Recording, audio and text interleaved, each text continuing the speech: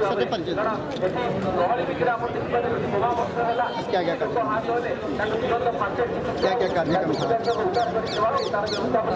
अभी जो हमारे डायरेक्टर थे केंद्र सरकार की तरफ से कि बॉम्बिंग के दौरान और बॉम्बिंग के बाद क्या एक्सरसाइज होगा, ये हम लोगों ने अभी डेमोन्स्ट्रेशन किए थे।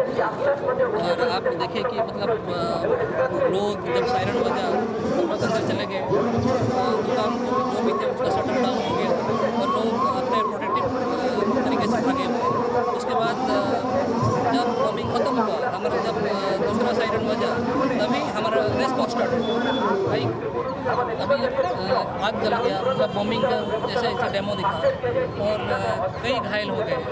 तो मेडिकल टीम आए, हमारे जो विंग्स थे, emergency response team, fire, administration, police सब एक्टिव हो गए। और मतलब वॉर के दौरान जब भी बॉम्बिंग होता है रेस्पॉन्स टाइम सबसे क्रूशियल होता है। तो ये हमने डेमोन्स्ट्रेशन किया।